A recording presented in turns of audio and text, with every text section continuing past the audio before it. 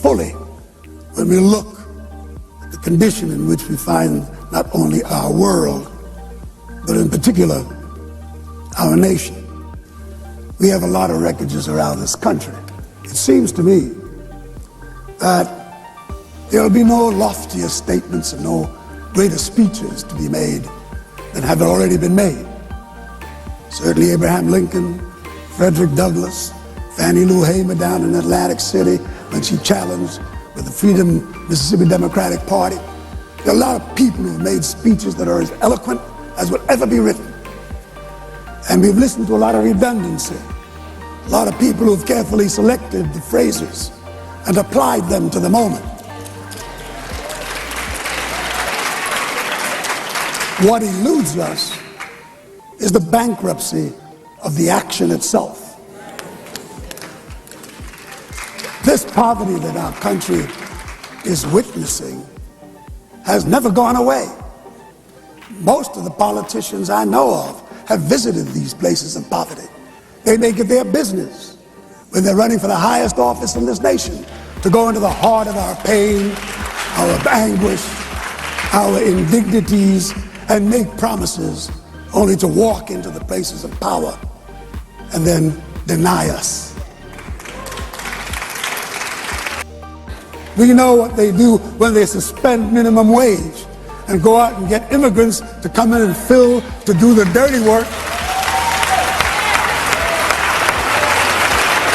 And in suspending the minimum wage are setting black people and brown people and immigrants and men and women against one another, when we should in fact be uniting. Are they both right now?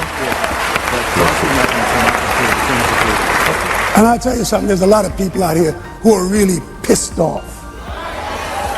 We are angry, we're upset, we're sad, we hold our children, we wheel our wheelchairs, we look around for some comfort, and we don't find any.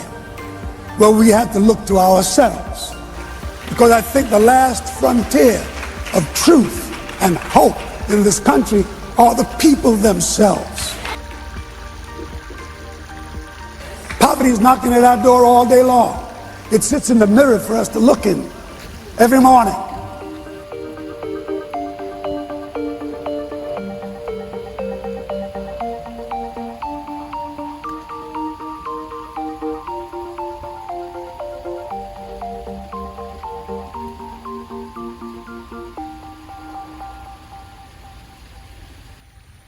One day I was driving out early, pick up a morning paper, and I saw a man fall flat on his face, like he had lost consciousness. It was still dark. I figured that he was either having a stroke or a heart attack, maybe a fentanyl overdose. I didn't really feel like stopping. It was a brisk morning, the lower 50s, which is cold where I'm from. But I pulled over to the side of the road and got on the phone with 911. The man was out, not moving at all. It was hard to tell if he was breathing. His chest didn't appear to be moving. He was laying flat on his face. His hands were still in the pockets of his jeans. I rolled him onto his back, and at that point the 911 dispatcher asked, "Will you do CPR on this man?" Okay. You don't have to give him mouth to mouth, just chest compression, the dispatcher said. I started chest compressions on the man. After about 30 seconds, his arms started to move, but not coherently, just kind of flailed out like the end of a balloon when you push on it. I pressed down hard on his rib cage, pushing toward his heart. And saliva began to slightly foam at the corner of his mouth. After a while, he was able to move one hand, up just enough to indicate for me to stop. He tried to move his mouth. Nothing came out but like a scratchy breath. I leaned closer. He was trying to say something, but he could only really gargle. "Hypo," he said, almost in a whisper. "Hypothermia." He was barely able to get the word out. Hypothermia. Hypothermia, buddy, this is Los Angeles. It's like 55 degrees. I doubt that you're hypothermic. Just then I could hear the sound of the sirens coming down the street. An engine and a bus rolled up on the scene, blocking the road and bathing the black street in swirls of red light. Men in red suspenders took the man and tried to get him to tell them his name. Wishing the man well, I got back into my truck and drove away. I snapped a photo just before the firemen arrived. On morning walks in the hills, you see migrants come down from the mountainous region of the densely foliated park areas. I once saw a man drink from a gutter of flowing sprinkler water on his way down into the city. It feels like an era of humiliation. The streets, parks, corners of bridges, packed with people addicted to drugs and in horrible states of humiliation and degradation. A friend of mine recently served food to the homeless on Skid Row at the Midnight Mission's Thanksgiving Day feast, where they allow the unfortunate to sign up to get a free plate of Thanksgiving Day food. I'd been there many times myself, covering the event as a photographer. When he came back from Skid Row, he was dumbfounded by the size of the problem. "It's too big," he said. "I had no idea there were so many children. There's just nothing you can do about it." In the favelas that have crept up along Los Angeles, it's really something else. I see interviews with these homeless people. They say that men get raped all the time. It's intense. When my friend said that the problem was too big and that there was nothing that you could do about it, it reminded me of a story my mother once told me about a man who came up to a beach, found hundreds of thousands of starfish had been washed ashore by a storm. Once the sun came out, it would dry them up and they would all die along the sandy shore. And so the man began picking them up and tossing them back into the water as far as he could.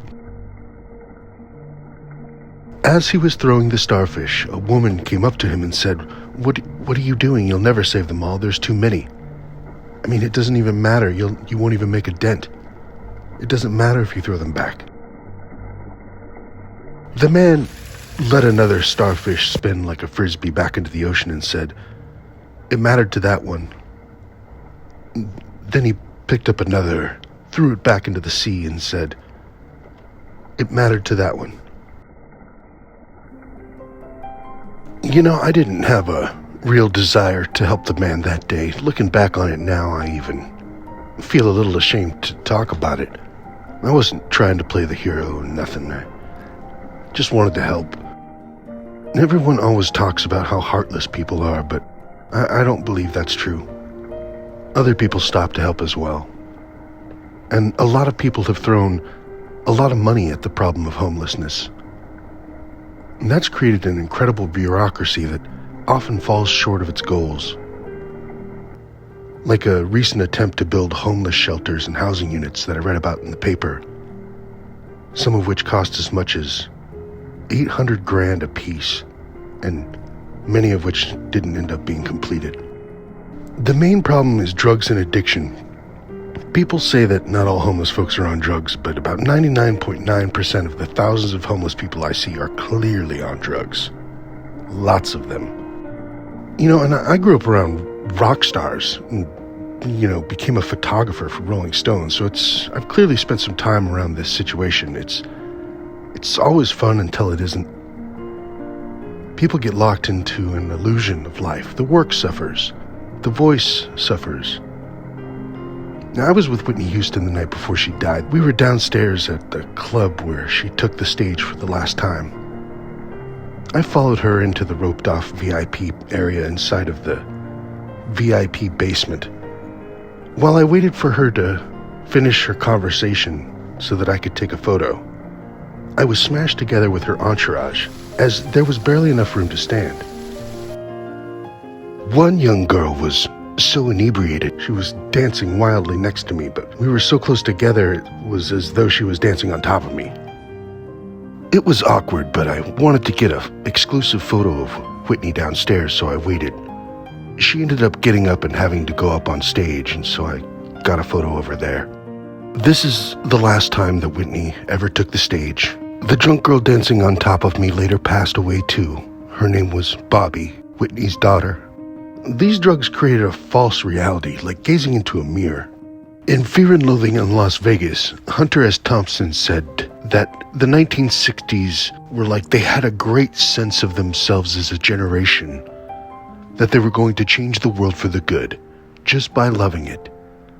But in the 1970s in Las Vegas, Thompson wrote that with the right kind of eyes, you could be out in the desert and look out to the horizon and see where that wave of hope finally crested, broke and rolled back, leaving in its path an emerging drug culture that would evolve from peace and love into turf wars and violence.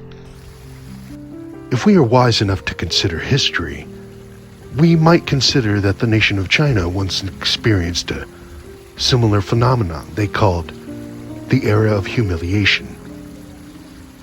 Also called the Century of Humiliation, it ran up until about the mid-19th century, on the eve of the First Opium War, amidst the dramatic political unraveling of Qing China that followed. This involved the British moving massive amounts of opium into China, which destroyed and humiliated its people. When the Chinese rebelled against the importation of opium, the British responded with warships. The First Opium War was a series of military engagements fought between Britain and the Qing dynasty of China between 1839 and 1842. The immediate issue was the Chinese enforcement of their ban on the opium trade, seizing private opium stocks from merchants at Canton and threatening to impose the death penalty for future offenders. It was basically like the Chinese version of the Boston Tea Party, but instead of tea, it was heroin. Opium was Britain's single most profitable commodity trade of the 19th century. So when you think about the biggest drug dealers in history, you know, it's not El Chapo. Sometimes it feels like we're up against a problem that is too big to solve. But whenever you come to a problem too big to solve, the answer is to begin with yourself. The first step on the path of changing the world is to change the world around us. And that starts with the way we interact with the world. A fellow once said it takes a great deal of courage to see the world how it really is and still to love it. I like to think that this is the essential key to motivation, to realize that the hard work and dedication required to make anything, a paycheck or a work of art, is that you remain open to waking up every day and confronting the puzzles that are presented to you. The only way to solve a problem is to understand its root cause and to assume a dedication to quality in oneself. The heart of quality being most purely described as a quest for truth. This is something that Socrates and Plato used to say. In order to conquer addiction, one must almost transcend the state of their body and their desire. Everyone is always going around saying that you have to love yourself. But the teachings of the ages have been that you must deny yourself in order to achieve mastery over the desires of the body. To understand this philosophy, one only need turn to the scriptures. St. Paul wrote that he wanted to do good, but couldn't, and that he didn't want to do evil, but that he couldn't avoid doing it. He said that he found a law that when he would do good, evil was present with him. In Romans 7:23 he writes, "But I see another law in my members, warring against the law of my mind, and bringing me into captivity to the law of sin, which is in my members. O wretched man that I am, who will deliver me from this body of death? I thank God through Jesus Christ our Lord, so that with the mind I myself serve the law of God, but with the flesh, the law of sin." Now, to a lot of people, reading the Bible sounds like a bunch of woo-woo religious hooey. So, from a secular perspective, we can dive into the article from Stanford that talks about the origin of thoughts. More important than the question of what constitutes a thought is this: who or what thinks the thoughts that fill our minds? We usually assume that we are the thinkers of our thoughts, but do we really create the thoughts in our minds? Do we really choose to think anything in particular? The article goes on to say, rather than thinking your thoughts, you are more often listening to your thoughts as they come into consciousness. That is, you are the consciousness observing your thoughts, not the thinker creating them. Cognitive scientists have a way of saying this. They say, the thought itself is the thinker. This is where the science, after thousands of years, comes back to the same conclusion as St. Paul. Remember, Paul said, "I see another law in my members, warring against the law of my mind." I see something in my body that is warring against my mind or my consciousness. He's describing there how the wicked desires come from outside of himself, which is pretty much the same thing that it says in the Stanford Daily article. Philosopher blend from Tinderbox is where many a young fellow embarked upon his journey into English blends. Most new pipe smokers will gravitate toward the Captain or Lane 1Q in order to ease their way into pipe smoking, but would eventually end up with their nose in the Latakia-rich jar of Philosopher. It's a great intro into non-flavored English blends. The leaf is a hand-broken flake. Large chunks of Virginia, Oriental, and Latakia denote the rugged nature of philosophy and how it strips everything down to the natural flavor. It's the John the Baptist of pipe tobacco, one might say. The large chunks beg for a large-sized bowl. A stout Canadian is perfect, but it can be rubbed out a little more if needed.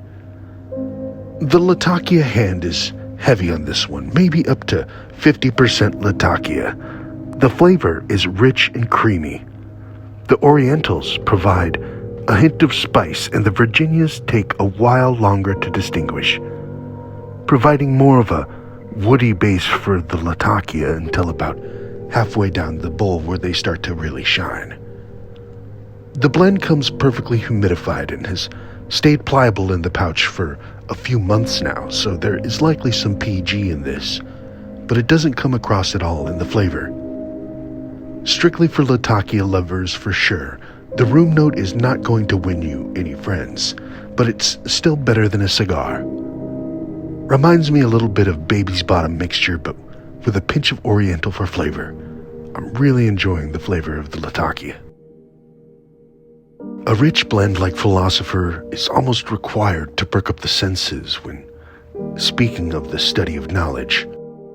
You know, the definition of philosophy is the study of the fundamental nature of knowledge, but it's also defined as a person's theory or attitude held by a person that acts as a guiding principle for behavior. There is a deeper meaning just in the very word philosophy itself, because it denotes that we must study the fundamental nature of knowledge, or what has everybody knowing things, and that if we do, we will discover the principles which should guide us. Now, reaching back to the opening speech by Harry Belafonte, The final frontier of hope for our country is that we look to ourselves. And it might not matter if I was able to save that one guy on the street. The problem is 1,000 times bigger. But it mattered to that one.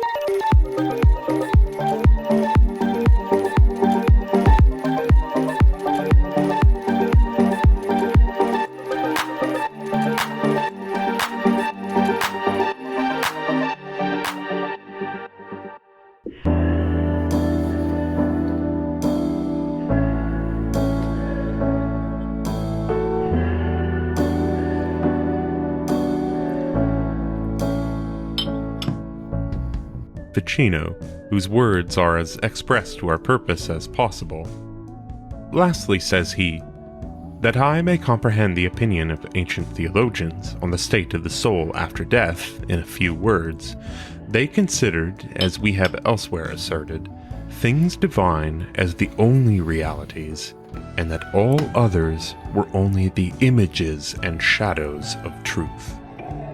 Hence they asserted that prudent men who earnestly employed themselves in divine concerns were above all others in a vigilant state, but that imprudent men, that is, without foresight, who pursue objects of a different nature, being laid asleep, as it were only engaged in the delusions of dreams, and that if they happened to die in this sleep, before they were roused, they would be afflicted with similar and still more dazzling visions in a future state, and that as he who in this life pursues realities would, after death, enjoy the highest truth, so he who pursued deceptions would hereafter be tormented with fallacies and delusions in the extreme. As the one who would be delighted with the objects of enjoyment, so the other would be tormented with delusive semblances of reality.